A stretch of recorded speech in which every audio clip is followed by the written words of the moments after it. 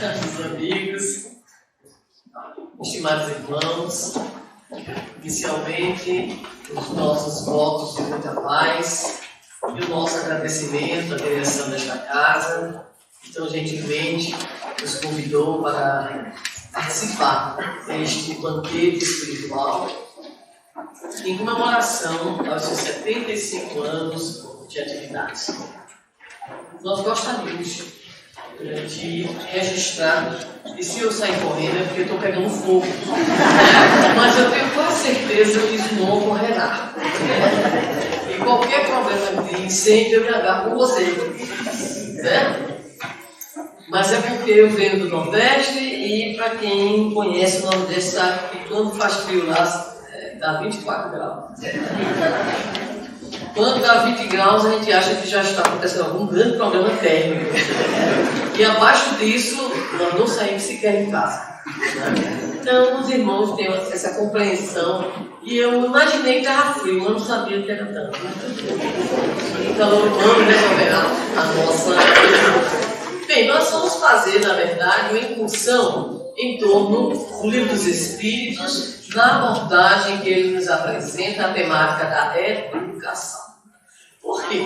Porque a educação é, como nós sabemos, à luz da doutrina espírita, a chave do nosso próprio progresso individual. O homem, ele se torna humano em função do processo educacional. E a doutrina espírita, vendo o homem como um espírito imortal, contempla o processo educativo como o mesmo processo de autoiluminação, de aperfeiçoamento, de melhoria, e usando a expressão do qualificador de progresso intelecto-moral. Curiosamente, a doutrina espírita tem uma visão de educação absolutamente original, porque não observa apenas o homem ser educável do ponto de vista da unicidade da existência. Todas as demais filosofias, elas partem da unicidade da existência, enquanto a doutrina espírita parte da visão do homem enquanto espírito imortal que transita em diversas oportunidades da vestimenta corpórea, visando exatamente o seu desenvolvimento, o seu progresso. Portanto, nos aproximamos muito mais, em termos de pensamento, daquilo que o cérebro do primeiro grande filósofo ocidental da educação, Platão, nos apresentaria como o conceito, por exemplo, que ele nos dá de aprendizagem. Aprender é recordar. Atestando assim a sua convicção em torno da pré-existência da alma e da sobrevivência da alma após a chamada morte do corpo físico. Então, retomando a velha ideia platônica e ampliando-a, despojando-a também das viciações conceituais daquela época, a doutrina espírita vai então nos trazer uma nova filosofia da educação. E esta filosofia da educação se centrará, em especial, no que diz respeito ao propósito estabelecido pelos espíritos e também colocado por Allan Kardec, que é da reflexão em torno da educação moral. Haja vista que a educação intelectual, esta se faz a partir do próprio progresso intelectual e normalmente, naturalmente, vai levando o homem a descobertas, a pesquisas, a avanços tecnológicos diversos, mostrando ser o progresso intelectual muito mais, entre aspas, fácil do que o progresso moral, em virtude principalmente deste último requisitar por parte da criatura humana todo um processo de autoeducação, o que mostra mais uma vez o compromisso da doutrina espírita em divulgar os seus princípios e em estabelecer a autoiluminação, o processo de reforma íntima, a união divina com o Mestre Jesus, sob o ponto de vista dos valores cristãos por ele, não apenas trazidos, mas principalmente exemplificados, como a grande meta, como o alvo, conforme estudamos hoje à tarde, que todos nós devemos perseguir. Mas quando nós falamos em educação, nós temos que inicialmente meditar um pouco acerca do próprio termo, porque o termo ele tem dupla origem. Inicialmente, a expressão educare, expressão latina, que significa ensinar de fora para dentro da criatura. Muitas vezes não era propriamente ensinar, era forçar a barra mesmo, né? Então, O que ocorria e que ocorre ainda hoje é que nós, muitas vezes, recebemos em nossa infância, em nosso próprio processo de adolescentes, de jovens e adultos, determinados processos violentos, sob o ponto de vista de imposição disso ou daquilo. Porque, afinal de contas, há processo educativo toda vez que se busca uma mudança de comportamento, uma aprendizagem, a instalação de uma nova ordem social ou simplesmente uma mudança a partir do desconfinamento, de uma nova compreensão, de um novo entendimento ou de uma nova compreensão. Quando nós, por exemplo, sabemos hoje, a partir de todos os estudos voltados à questão ambiental, que nós não poderemos usar os famosos descartáveis e jogá-los, por exemplo, nas ruas, nós começamos a nos esforçar para ter um mínimo de compreensão e termos, então, a capacidade de andar um pouquinho mais com um pouco descartável, né? E encontrar um lugar para colocá-lo, a fim de que ele possa ser devidamente recolhido, reciclado e não trazer danos para o meio ambiente. Então, tudo que é novo, tudo que implica mudanças, requisita inevitavelmente de processos educacionais. Por isso a palavra ficou meio vulgarizada demais. Né? Então, no trânsito, educação para o trânsito, não é verdade? E até mesmo no que diz respeito à cobrança de impostos. Nós lá temos, vocês aqui tem, um tal programa chamado Educação Fiscal. Né? Que é para a gente pedir exatamente o cupom fiscal do governo ganhar mais dinheiro, claro, né? A gente orando para que esse dinheiro retome benefícios sociais, mas a gente continua firme na oração de que vai melhorando. Né? Então, educação ambiental, educação sexual, em tudo tem a educação. Mas essa é uma das, vamos dizer assim, aplicações. De fato, existe uma outra tecnologia, uma outra palavra, que também está na base, na origem do termo educação, que é a palavra educere, também latina, mas que faz um movimento inverso, ou seja, de dentro para fora, considerando que quem educa, né, na verdade, a criatura é a própria criatura. E todo e qualquer processo, ainda que venha de fora para dentro, só será de fato internalizado se houver a permissão do indivíduo para isso, o que significa dizer que todo processo de educação findaria sendo um processo também de autoeducação. Ora, nós vamos encontrar uma força maior do educar, educação de fora para dentro, e do educere, educação de dentro para fora, se manifestando de modo diferente no tempo e no espaço, ou seja, na história e nas diversas culturas. Mas, toda vez que nós decidimos abordar a temática da educação, nós esbarramos com uma problemática. A problemática é saber, primeiramente, quem é que é educável, quem é que educa, qual o fim da educação, quais os meios que devemos empregar e recursos, que formas, que abordagens nós devemos ter e como se apresenta a própria educação, já que ela é, como dissemos, uma palavra aplicada em inúmeras situações da vida humana. Comecemos então a tentar responder, embora brevemente, essas questões, mas tomando como fio condutor uma reflexão do grande pensador, pedagogo, educador, pernambucano, nordestino, brasileiro, cidadão do mundo, Paulo Freire, que tem uma visão extremamente sintética e igualmente profunda do que seria a educação e qual o seu papel no que diz respeito à criatura humana. Ele usa uma expressão muito bonita, que tem apenas duas palavras. Educação é o ser mais do homem. Isso é muito bonito, porque não apenas é sintético, é fácil, não precisa a gente ter um conhecimento na área pedagógica, basta uma sensibilidade e um bom vocabulário, um bom nível de experiências para a gente entender o que ele quis dizer. Ser mais é apenas a expressão que ele utiliza para dizer que tudo aquilo que o homem possui, além do aparato instintivo e do resultado da ação instintiva do homem, ou seja, tudo aquilo que o homem construiu, tudo aquilo que o homem faz, tudo aquilo que o homem consegue criar, termina resultando naquilo que se denomina, na filosofia, no pensamento freiriano, de cultura. Ou seja, tudo aquilo que o homem faz é cultura. Toda a modificação da natureza, todo o resultado da relação do homem com os outros homens é cultura. Faz cultura o pescador quando descobre uma maneira diferente de atrair o peixe ou de pescar. Faz cultura o cientista mais avançado, né, no campo, por exemplo, das neurociências, mas todos dois seriam exatamente formadores, forjadores da cultura. E a educação, ela seria o ser mais do homem, no sentido de que a criatura que está em processo de educação, ela vai se assenhoreando, ela vai se apropriando dessa cultura. Ora, apenas a título de curiosidade, Paulo Freire era filho de mãe católica e pai espírita. O pai dele é tão generoso, mas tão generoso, que quando ele se refere ao seu pai, ele diz o nome do seu pai e diz espírita. Ele acha interessante e diz boníssimo. É a expressão que ele utiliza.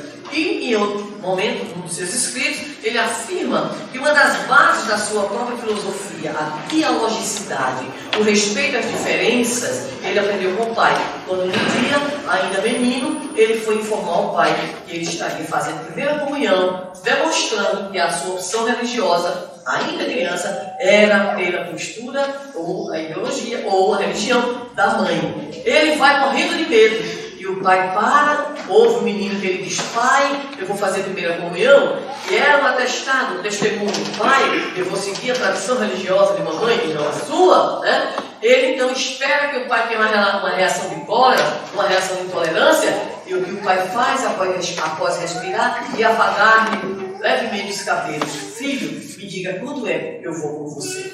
E ele diz, naquele dia eu aprendi o que é dialogar, naquele dia eu aprendi o que é respeitar o pensamento diferente do nosso. Então, quando Paulo Freire diz que a educação é o ser mais, ele não tem apenas uma visão humana, ele também tem nele a visão que a família, que a mãe, que o pai, que as suas experiências puderam trazer. Esse ser mais implica em ser mais homem, mais mulher, no sentido pleno de humanidade. E isso é de uma profundidade que para nós, espíritas inclusive, deve estar presente em termos de reflexão. Porque muitos que são tocados, não apenas entre nós espíritas, mas, de modo geral, as pessoas que se vinculam às chamadas experiências do transcendental, do sagrado, muitas vezes nós nos equivocamos e desejamos ser muito precocemente espiritualizados, e esquecemos de nos tornar melhores sob o ponto de vista humano. Então, quando Freire diz que é necessário ser mais, é ser um homem melhor, é ser uma mulher melhor. E os valores que ele apresenta são os valores que nós conhecemos, valores referentes a respeito, referentes à humildade, à amorosidade, à solidariedade, ao cultivo da esperança, ao cultivo do otimismo e ao cultivo da crença de que o homem, ontologicamente, é destinado ao bem, ao belo e ao certo.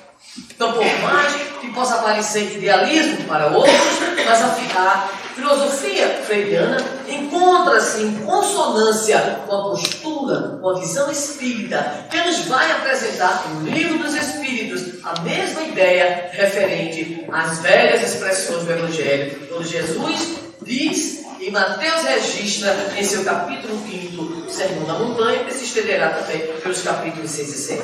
Sede, pois, vós outros perfeitos, como perfeito é o vosso Pai Celestial. O ser mais é exatamente conseguir operar em nossa intimidade todo o processo possível de crescimento, de progresso, de evolução.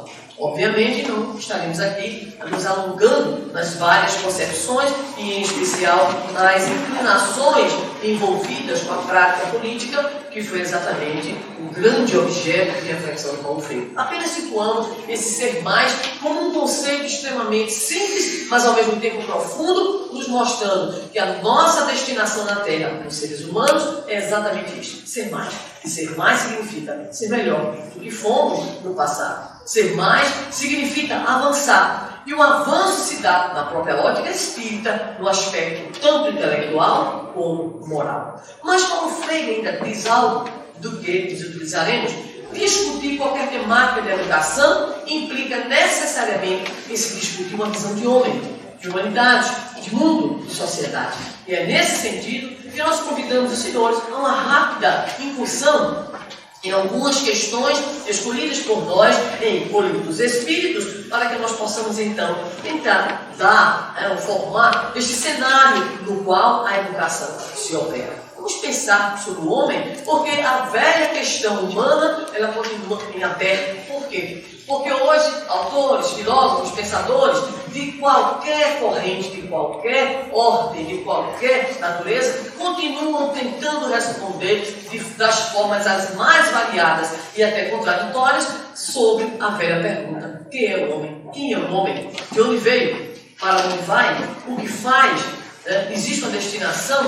O homem é livre? Ou ele já está determinado? Existe vida após a morte? São questões tão antigas quanto aquelas que surgiram por volta dos séculos 6 e 5 a.C., quando os chamados filósofos da Físis e posteriormente os filósofos pré-socráticos e um pouquinho mais adiante a tríade grega famosa, Sócrates, Platão e Aristóteles, nos trouxeram as variadas questões, as variadas respostas. Mas vamos nos ater neste recorte à visão espírita. E começamos pela questão de número 132, quando Allan Kardec indaga aos espíritos qual é a finalidade da encarnação dos espíritos, porque a visão espírita, ela nos mostra que antes de pensarmos o homem, devemos pensar o espírito. E isso torna a filosofia espírita da educação original e única. Estar com o homem ou mulher é uma maneira de crescer, de evoluir. Na verdade, nós somos espíritos. E espíritos que vamos ter a experiência corpórea. Por essa razão, responderam os espíritos a Allan Kardec que o objetivo da encarnação é nos levar à perfeição. Também, o objetivo, então, divino é que nós, então, possamos chegar à perfeição. Casamento perfeito entre a questão 132 e Mateus, capítulo 5, onde Jesus nos diz: ser perfeitos conforme já registramos. E aí vem o detalhamento que os espíritos nos apresentam, dizendo que nós temos que sofrer as chamadas vicissitudes da existência corpórea. Ou seja, essa coisa de ser só espírito não dá progresso. Agora, é preciso que esse espírito saia do popular, da mamata de estar como espírito. Vem para cá, meu filho. Encarna, meu filho. Toma carne, meu filho. Não deu certo? Ou andou devagar, ou precisa andar mais, reencarna quantas vezes forem necessárias. E aí nós começamos a vislumbrar que a filosofia espírita da educação não parte do homem, mas parte do espírito. Este espírito necessita encarnar, dentre outras razões, nos fala a resposta à questão 132. Nós temos que enfrentar a nossa parte na obra da criação. Quer dizer, não basta não só ser espírito, como tem que encarnar e ainda tem que trabalhar. Ou seja, os preguiçosos detestarão essa visão. Ou aqueles que acham que Deus criaria uma turma assim privilegiada. Jamais com aposentadoria garantida. Nem pagou previdência privada. Nem esperou a contagem do tempo do INSS e já está numa boa. Nada disso. Então, a visão do espírito que encarna para progredir e estará participando na grande obra da criação e estará enfrentando as vicissitudes da experiência corpórea. E aí Kardec, obviamente, mesmo francês, mas era homem. E como todo homem, observe a 133. Ele já quis dar, ele não conhecia Gerson, mas ele quis dar um jeitinho. Ele perguntou assim, deixa a pergunta. Os espíritos que desde o princípio seguiram o caminho do bem no plano espiritual, porque é onde nós seguimos, né? Tem necessidade da encarnação? Vamos lá. Allan Kardec quis saber se não tinha dois grupos. Ou seja, o grupo dos aposentados para sempre e o grupo dos trabalhadores que iriam ralar indefinidamente. Uma pergunta muito inteligente e os espíritos deram a resposta no popular. Curta, não grossa. Curta, direto. Vamos lá. todos são criados simples e ignorantes. Ele chamou a todos de simples.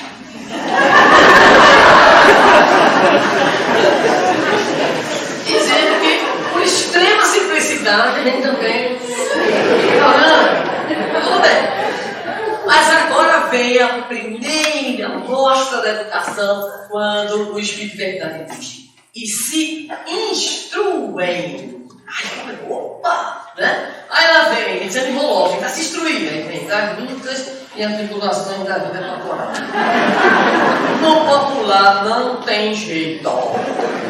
Ou seja, a gente precisa estar aqui, a gente precisa da encarnação. E Kardec, como um bom francês, como aquela criatura, com aquele espírito analítico, ele continua, né? Em O Livro dos Espíritos, até que um dia ele pergunta assim, às 166, a alma já se conformou, porque a gente já vinha aqui, está no corpo, né? Ele se conformou, mas perguntou, a alma que não atingiu a perfeição, porque foi isso que foi dito para ele, que criados simples e ignorantes, estamos todos destinados à perfeição. É uma questão de anos, luz.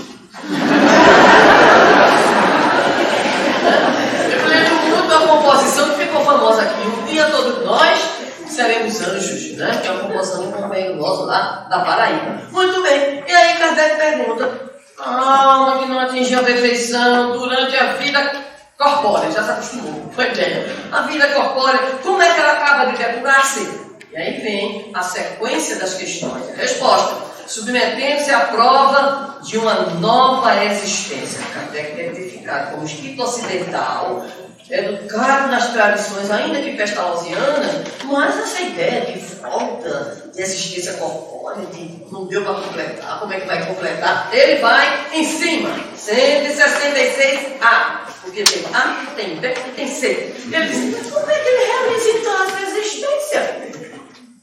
E aí, olha a outra pergunta. Pela sua transformação como espírito, ele está encucado. E os espíritos respondem: ao se depurar, a alma sofre, sem dúvida, uma transformação. Mas aí os espíritos também são terríveis. Quando eles querem nos instruir, eles batem. E eles continuam. Mas para isso necessita ter nova experiência na vida corpórea. Não teve jeito. Era Kardec puxando o espírito e puxando para a matéria. Né? Então, liga nisso daí. 166B. Agora está caindo a ficha. Na época de Kardec, hoje a gente diz, está conectando o chip, está usando o Bluetooth. Começou a ficar conectado. Né? Muito bem. E aí ele faz a pergunta. Assustado. Tenho certeza que foi assustado. A alma tem muitas existências corpóreas. Não esquece que está no Ocidente. Se fosse no Oriente já tem codificador, já tinha, né? Não precisa nem de espírito. Mas aqui, estamos no Ocidente, na França, século XIX, em meio a uma onda materialista, positivista. E a resposta, sim, todos nós temos muitas existências. E aí, no popular, a cacetada dos espíritos. Os que dizem o contrário querem mantê-los na ignorância em que eles mesmos se encontram. Esse é seu desejo. Muito bem. Aí lá vai de novo Kardec. Era no popular caninga, que é uma expressão que a gente usa no Nordeste. Caningando, perguntando. E aí ele foi. Parece, olha a expressão, parece. Resultado desse princípio, que após ter deixado o corpo, a alma toma outro. Dito de outra maneira, que ela se reencarna em novo corpo. É assim que se deve entender? Resposta bem pequenininha, é evidente. No popular, os espíritos apontaram e dizer, de novo. Esse espírito não é o nordestino, com certeza. O nordestino é bem fechado, bem atacado. Mas ele é evidente no popular. Já está assim. Mas o espírito superior, né? Tudo bem. Então, chegou enfim Kardec, não só a encarnação, mas agora ele chegou a reencarnação. Aí ele já está, já acostumou, né? E aí perguntou na 167. Então, qual é a finalidade da reencarnação? Os espíritos aproveitaram e se vingaram. Se vingaram, porque a primeira palavra que eles respondem qual é? Expiação. Aí depois é a novela das 7. Morte, expiação. Agora sobra melhoramento progressivo da humanidade. E ainda volta para Allan Kardec uma pergunta. Sem isso, onde estaria a justiça? Onde estaria a justiça? Tudo bem. Então, começa a montar o cenário. Criado, simples e ignorante, precisamos encarnar. Tem que ir para a carne. E encarnar para quê? Para assumir a nossa parte na criação divina, para evoluirmos do ponto de vista intelecto moral. Nós não conseguiremos nos depurar, avançar numa única existência. A gente precisa de outra? Precisa. Quantas forem necessárias? Tudo bem. Então qual é a finalidade da reencarnação? Para sintetizar. Expiação. Toma. Melhoramento progressivo da humanidade. Aí Kardec vai esmiuçar agora. Vamos lá. E nesse esmiuçar, a gente dá um saltinho, porque o tempo é curto, para a questão 383. 383, Kardec fez nos seguintes termos. Isso a gente já sabe, que o espírito, ele encarna e depois ele reencarna. Qual para o espírito a utilidade de passar pelo estado de infância? O meu marido, que é um maravilhoso, extraordinário, muito bem, ele fica muito preocupado. Ele diz assim: meu Deus, eu vou reencarnar e estudar de novo matemática. Ele fica tão aperreado. Um dia desse eu pensei que já tinha passado essa neura. Ele disse de novo: meu Deus do céu, quando eu penso em reencarnar de novo matemática, eu disse: você faz o seguinte, trabalha bem muito, né? Acompanha muitas defesas de tese, você pega o senhor para fazer um curso avançado lá. E deixar aberto aqui, no campo perispiritual, né, uma coisinha para não ter tanto problema, né? Porque cai de nós estudar função. Inequação. Na matéria com a matemática, o meu, em virtude das minhas experiências meio práticas, é com análise sintática. Como meu? Ai, e tirar do sono. Complemento verbal. Quando eu penso, mas eu já relaxei, eu vou fazer um curso de língua portuguesa, né? E, de preferência, na alguma colônia espiritual próxima ao Maranhão. Sabe por quê? Sabe por quê? Porque dizem que o português melhor falado do Brasil é no Maranhão. Tem maranhense aqui? Não tem. Todo mundo diz isso, né, minha filha? Vamos embora. A gente aproveita com um peixinho bom. E a gente tem uma outra vantagem no Maranhão. A gente bebe Jesus. Vocês sabem disso? É, o Paraná Jesus. Inclusive, quando foi em dito do Congresso Espírita Brasileiro, das canecas de Chico Xavier, eu comprei para tomar Jesus. E não tem nada melhor do que beber Jesus através da caneca de Chico Xavier. Jesus é um refrigerante maravilhoso. Maravilhoso, mas uma multinacional comprou. Mas está lá, é uma matéria linda, ele é rosa, né? Tem um gostinho de canela no fim. Ai, os deuses devem tomar o refrigerante de Jesus. Mas vamos lá. Então a pergunta foi de Kardec: qual para o espírito a oportunidade de passar pelo estado de infância? E aí, os espíritos retomam qual é o objetivo da encarnação? Sair da condição de simples ignorantes, não é isso? Como é que a gente faz isso? Encarnando. E depois? Reencarnando. Para quê? Para sofrer as vicissitudes e as tribulações da vida corpórea. Para quê? Para evoluir, para progredir, do ponto de vista intelectual e moral. E os espíritos retomam sempre o conceito e dizem: com o objetivo de aperfeiçoar, encarnando com o objetivo de se aperfeiçoar, e aí vem: o espírito é mais acessível durante este tempo às impressões que recebe e que podem ajudar o seu adiantamento. Até aí estava muito bom. Aí lá os arremates dos espíritos é que são para o qual devem contribuir os que estão encarregados de sua educação. Ou seja, Deus dá a dificuldade, mas dá também o caminho para a gente resolver a dificuldade. Já imaginou o indivíduo aparecer na vida corporal dele? Olha, eu estou aqui reencarnando aos 25 anos de idade. E que essa é uma tragédia? Já imaginou, eu teimosa do jeito que sou, chegando lá em casa, mãe, cheguei. A mãe dizia, minha filha, volte. Nada disso. Então, reencarnar, ótimo. Agora reencarna como? Usando a expressão nordestina, reencarna com um certo processo de avestalhamento. Aquele bebezinho, aquela coisinha linda, né? Aquela coisa fofa. Muito bem. Mas acontece que a gente reencarna com a finalidade de receber o quê? Receber no popular. Tem dois espíritos, né? Marlene, não escuta o que eu vou dizer. A gente reencarna para entrar na prensa. Para reencarnar. A depender do pai, da mãe, dos mestres e dos dirigentes das casas espíritas, a gente fica bem disciplinadozinho, não é verdade? Então a gente reencarna para quê? Para progredir. Mas a gente não pode oferecer muitas resistências. Agora a gente oferece resistências. Que resistências são essas? Inclinações, tendências, aptidões, temperamento. Por isso, temos que ter um maior cuidado. Porque quando a gente vê aquelas coisas lindas, né, de um ano, eu tenho uma neta de 1 ano e 5 meses, me abestalho completamente, eu fico dizendo para ele, se cuida, se cuida, se cuida, não deixa ela te dominar. E quando foi, esta semana, ela olhou para mim, eu queria alguma coisa, eu não entendi, porque ela fala uma linguagem hermética, né? Eu não consigo traduzir ainda. E ela se enfesou comigo, porque eu não entendi. Quando eu vi, levantou a mãozinha, que também é um hábito natural das crianças, plantou minha mão. Olhei o espírito. Eu disse, olha, eu sei que é natural, mas eu peguei 2 dedinhos meus, fui na mãozinha dela. Ela olhou para mim horrorizada, escandalizada, fez cara de choro. Eu disse, não dá,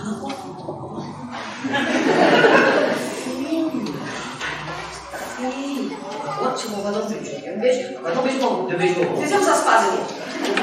Então observa a tendência, a criança, por isso.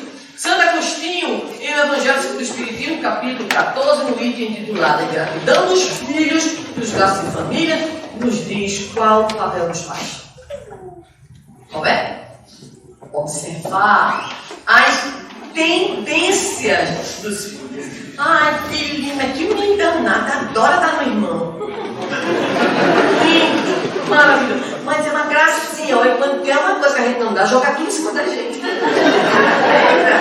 Olha, pois tu sabe que meu cunhado deu uma cervejinha para ele experimentar, ele adorou e pediu mais? Então é preciso o quê? Observar. O papel dos pais é caçar o abestalhamento inicial, né, de ver aquela coisa linda, porque a gente adora os filhotes, né? A coisa mais interessante é você ver um homem carregando a filha em qualquer loja, qualquer shopping, Vitória. Então é lindo você apresentar o rebento, afinal de contas você é co-criador, né? Então é uma coisa abestalhante mesmo, a gente fica abestalhado com o filho, né? E assim por diante. Mas a gente tem a tarefa de observar. A infância é uma lei da natureza, em questão 385, também está aí para nós a reflexão, para que nós possamos o quê? A partir da observação, identificar as inclinações. Ou seja, aquilo que é legal, bacana, e aquilo que a gente percebe lentamente, mas a gente vai, não é possível que a gente seja tão cego, louco, nem doido, não é possível que a gente observe, para que a gente possa o quê? Claramente, os espíritos não aliviam. Em relação às más tendências, é o quê?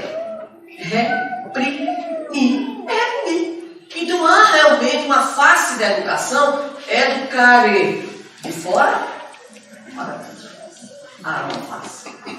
Então é preciso reprimir. Agora, cuidado, não reprima com tanta violência. Né? É preciso reprimir, mas ao mesmo tempo que estimular aquilo que ela tem de bom. Né? Então a gente vai reprimindo aqui e vai melhorando aquilo lá, vai reprimindo aqui e vai apresentando outras opções, vai reprimindo aqui de modo até, muitas vezes, sutil, para que ela vá percebendo que não é exatamente aquilo, que pode ter outra coisa, e assim por diante. E os espíritos dizem claramente, Kardec comenta, a infância é uma lei da natureza, porque se não fosse assim, como os pais, como os mestres poderiam o quê?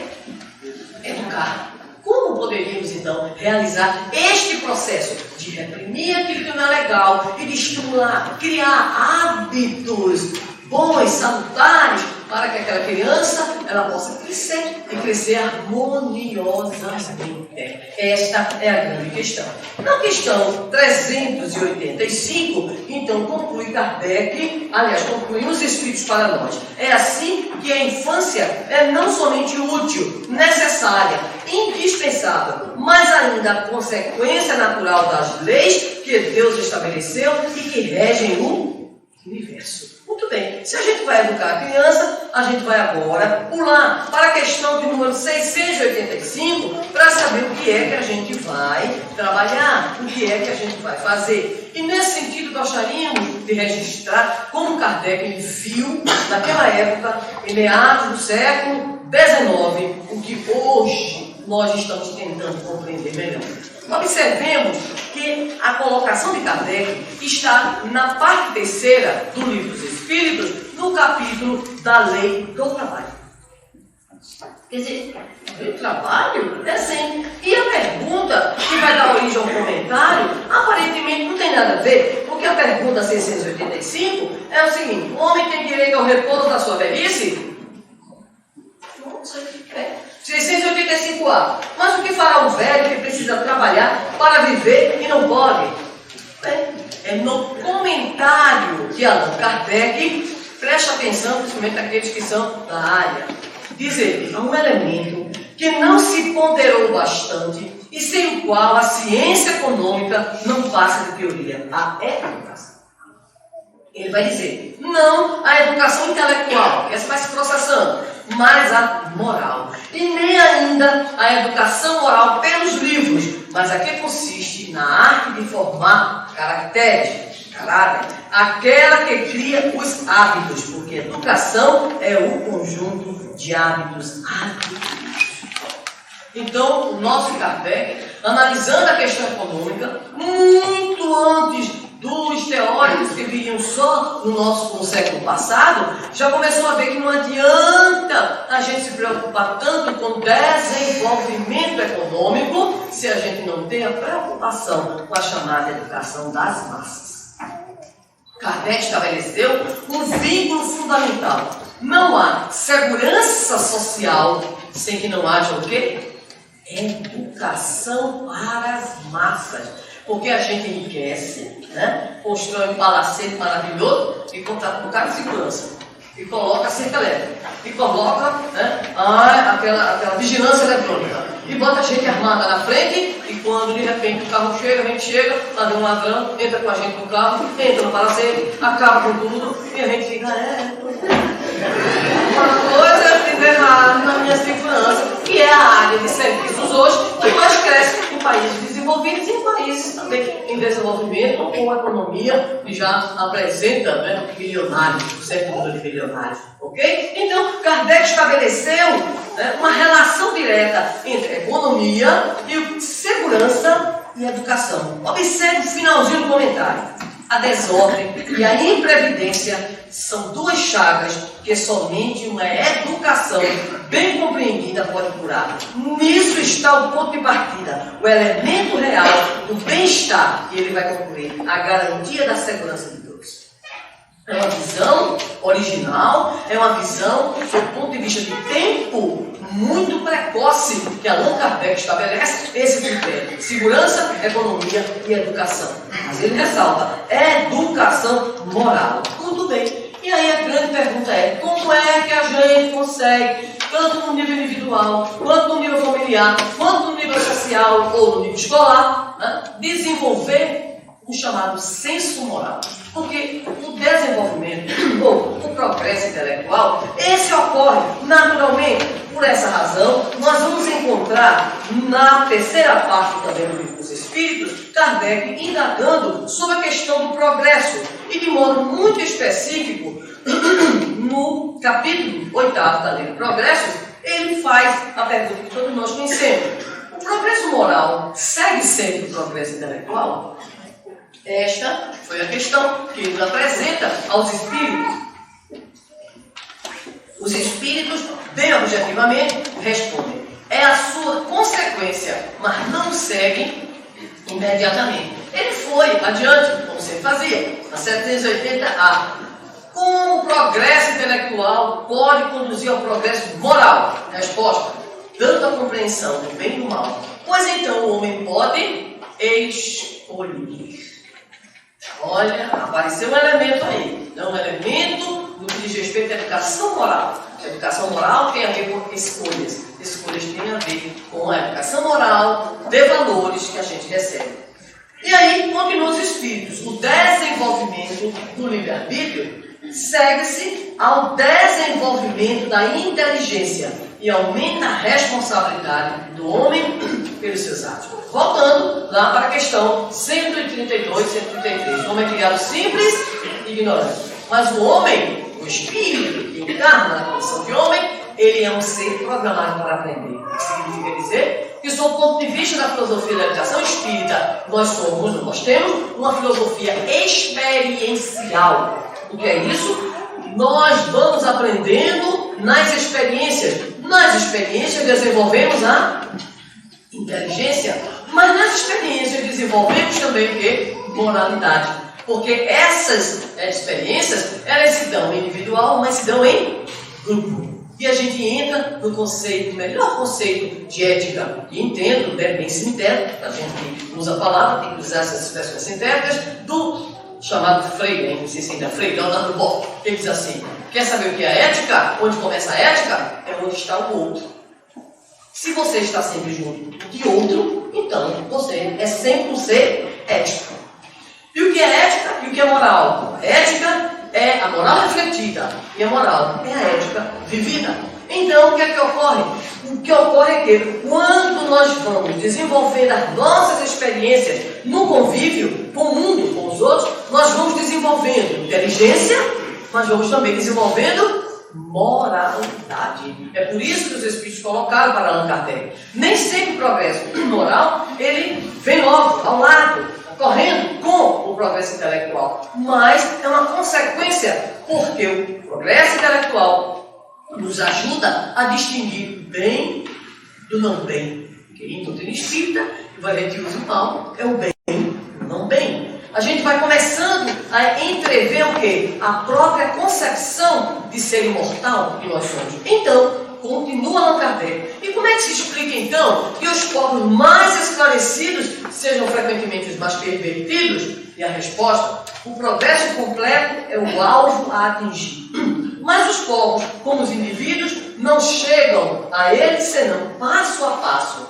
Aí vem o X da questão: até que tenham desenvolvido o senso moral, eles podem servir-se da inteligência para fazer o mal. E a síntese: a moral e a inteligência são duas forças que não se equilibram senão com o tempo.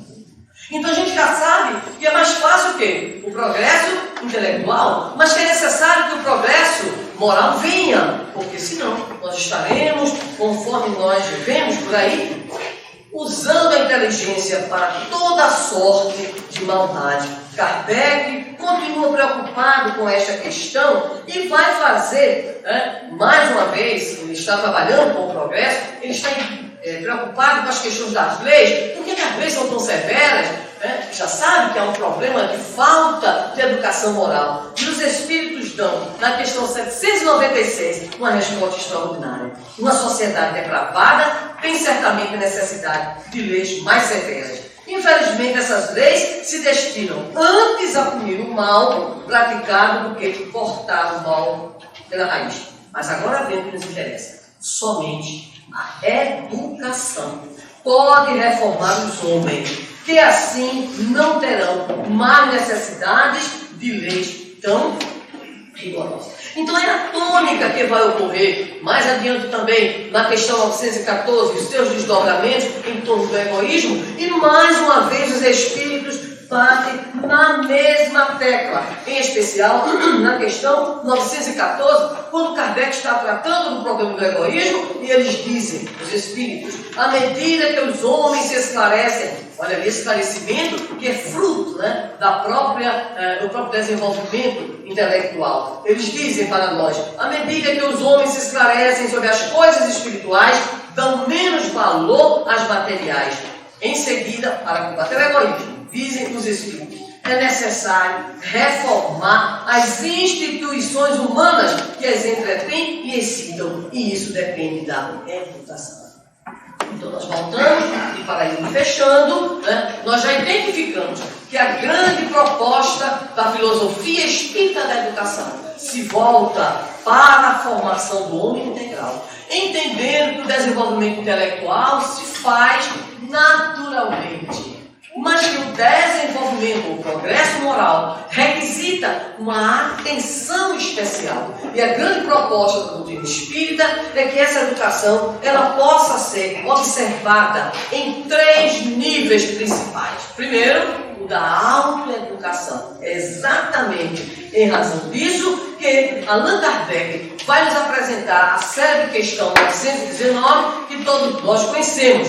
Qual o meio mais prático e mais eficaz para se melhorar nesta vida e resistir ao arrastamento do mal? E a resposta, o sábio da antiguidade, como disse, conhece-te a ti mesmo. E vem o desdobramento na 919A, que é exatamente a resposta do Espírito Santo Agostinho, o Agostinho de Hipona. Então, primeira dimensão da educação moral é a autoeducação. E isso só se dá pelo processo de autoconhecimento. Identificando em nós, vamos lá, o que nós temos de bom, mas sem esquecer de identificar o quê? A sombra. A gente tem luz e sombra, senão a gente anda mais necessitado de mais luz. Né? Então, é preciso identificar este ladinho que a gente tem mania de, não vem muito, né? E identificar as nossas resistências a mudanças, porque nós temos também algo muito sério conosco, que é a resistência à mudança. A gente sabe que tem que mudar, mas a gente não. Tem uns espíritas que dizem assim, deixa para a próxima encarnação. O cartão de crédito já está cheio. A gente talvez não tenha o quê? Limite para isso não, na verdade? Então cuidado, ok? O processo é de autoiluminação pelo processo de autoconhecimento, e obviamente esse processo de autoconhecimento ele estabelece para nós um programa, um roteiro de autoiluminação. Então esse, estudamos hoje durante a tarde, o nosso grande objetivo, né? Que é exatamente o estabelecimento da união divina com o Mestre. É a união, é o encontro com a lei divina ou natural e a nossa harmonização. É esse progresso que nós estamos buscando no processo de autoiluminação. Mas vamos lá, aí fechando. Fechei 2 vezes. Porque vocês ficam animados para acabar. Então, vamos lá. Então, além da dimensão individual, lá vem os Espíritos dizendo, nós temos que cuidar da educação moral a partir da referência das instituições humanas. Qual é a instituição humana fundamental no processo de educação? Família. Mas a família está um desastre hoje. O negócio da família botar o bichinho desde cedo, coitado, tá? Ai, meu Deus, mercado de trabalho. Aí lá vem, pobre coitado hoje, pobre do jovem, pobre do adolescente, a pobre da criança hoje, tem uma jornada de trabalho intelectual exaustiva. É verdade? Cadê a infância? Está longe. Porque o menino tem que estudar desde cedo o quê? Tudo. Tem que estudar informática, né? Tem que estudar inglês, e se quer ser diplomata vai francês, alemão, e arranja tudo pro pobre, coitado. E se o pobrezinho, desde pequenininho, disser o que quer ser, aí acabou-se. É melhor que ele não diga, né? Porque os pais começam, vamos dar aquilo. Eu conheci um dia desse, e ele foi conversando comigo e disse, pois é, faz inglês e alemão. estuda, faz isso, faz aquilo. Você tem uma hora vazia? Não, um horário. Porque não tem nada mais salutar que o ócio. Calma. O ócio produtivo. O ócio no sentido de deixar, como diziam os gregos, fluir a energia que tem mais alto, o pensamento, as emoções, a sensibilidade, a criatividade. A nossa criançada hoje está o quê? Massacrada. Quem leu há pouco tempo a reportagem, o ponto fraco do ensino forte mostra grande preferência dos pais pelas escolas o quê? Tradicionais, conteudistas. E todo o estudo que está sendo feito hoje sobre os efeitos colaterais. Depressão, obesidade, e um bocado de coisa, de loucura, porque nem toda criança, nem todo adolescente, nem todo jovem aguenta a carga de cobrança, de pressão, o bullying famoso, né, que ali está. Então, as escolas continuam sendo hoje instituições difíceis para nós conseguirmos algumas modificações, porque elas se tornaram, por uma série de situações que não vamos comer aqui, mas elas se tornaram, na verdade, escravas, na sua maior parte, do mercado de trabalho. Da creche, passando pela educação infantil, até as instituições superiores de ensino. Mas os Espíritos disseram, as instituições têm o quê? Instituições humanas, família, igreja, escola, empresa. Eu um dia desse fui chamado para fazer uma palestra no Tribunal Regional do Trabalho. Olha que chique. Aí me convidaram para falar sobre espiritualidade do trabalho. Aí eu fui desse planeta, assim, e abri, velho. Tome, falei. Eu pensei que só tinha servidor. Quando eu acabei, eu sou tipo um juiz, promotor. Mas eu consegui sair ilesa, não fui presa. Mas observe bem, porque hoje nós temos a empresa preocupada com o trabalhador, sei lá se é preocupada com o trabalhador ou com o trabalhador que dá o seu lucro. Há tanta coisa envolvida, não é um lugar para se discutir. Mas uma coisa é certa. É preciso que as instituições humanas, família, escola, empresa, igrejas, templos, todos nós temos que ter a sensibilidade, buscar os valores e principalmente vivenciar esses valores no interior dessas instituições. Então, nós entendemos com os espíritos que a filosofia espírita da educação transcende o homem, pega o antes, porque acredita na preexistência da alma, vai até mais adiante. Nós somos uma filosofia, nós temos uma filosofia espírita da educação que nos atinge no plano espiritual, onde as instituições lá também estão para quê? Nos educar. É só pegar o nosso lar, Ministério do Esclarecimento. É isso, né? E a gente começa a ver, eu não sei se eles têm a proposta de curso, né? Provavelmente tem, né? Deve ser uma grade enorme, né? E aí a gente vai estudando. Nós, quando desencarnamos, ficamos a imaginar, paramos a nossa educação? Não. Obviamente a gente precisa acordar, né? Entendeu, né? Sair um grau, 2 graus, 3 graus. Mas vamos lá, né? Quando a gente consegue despertar no plano espiritual, a gente desperta para quê? Para usufruir, né? Não. Quem acordou do outro lado, acordou para quê? Para continuar aprendendo. Portanto, a nossa filosofia da educação nos diz simplesmente: nós somos seres que vivemos em permanente processo de aprendizagem. Antes, durante, na vida corpórea, desencarnou, depois também. Né? E nós, nesse processo, temos um único objetivo. Qual é? Criados simples e ignorantes, destinados à perfeição. Qual é o problema nosso? O meio. E esse meio será tanto menos problemático quanto mais nós estivermos comprometidos com o quê? O nosso processo de autoeducação, com a educação dos nossos filhos, dos nossos adolescentes, dos nossos jovens, dos nossos adultos. Quanto mais nós nos entendermos como criaturas destinadas nesse grande projeto divino a descobrirmos em nós a herança daquilo que é o amor divino em relação a cada um de nós. Por isso, a doutrina espírita nos diria, o saudoso Lins de Vasconcelos, é uma doutrina eminentemente educativa. E qualquer um de nós que hoje se instala na condição de trabalhador, de frequentador das fileiras do cristianismo redivivo, estamos convidados ao grande trabalho da educação que operará em nós o processo de progresso intelecto e moral, nos afastando cada vez mais das visões limitadoras e nos apresentando um homem imortal e transcendente. Por isso, diríamos a Deus, nosso Pai, que Ele continue esperando por nós e que Jesus, o grande educador que foi, continue sendo o nosso mestre, o nosso Senhor. E diríamos então a Ele: educa-nos, Senhor, ajuda-nos para que possamos educar os nossos olhos e ver com mais clareza, os nossos ouvidos para distinguir melhor, o nosso paladar para adentrarmos o próprio corpo, a nossa capacidade tátil para podermos entender a grandiosidade do corpo,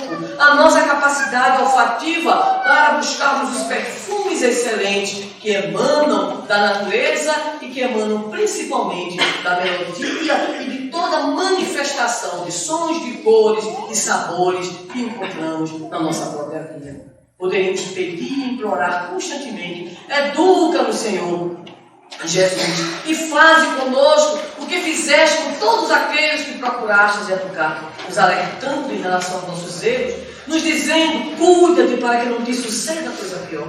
Ajuda-nos para que nós possamos, nesse processo educativo, fazermos e operarmos intimamente a revolução da nossa própria alma, pela certeza que deveremos ter de que somos verdadeiramente os filhos de Deus e que precisamos entrar na posse da nossa herança divina, que se traduzirá em nós como progresso intelecto e moral, e nos tornando então criaturas melhores, seres melhores. Educa-nos, Senhor, e como educador, faze com que entendamos, entre aspas, as disciplinas rígidas, as dificuldades, para que encontremos no exercício constante da tua docência as oportunidades de real aprendizado. Da tua cátedra de amor, continua, Senhor, a nos educar através dos 1000 modos que conheces, para que em nós, um dia, ocorra aquilo que disseste e que propuseste como a grande finalidade da nossa existência e da nossa educação. Brilhe a vossa luz diante dos homens. Que Deus abençoe.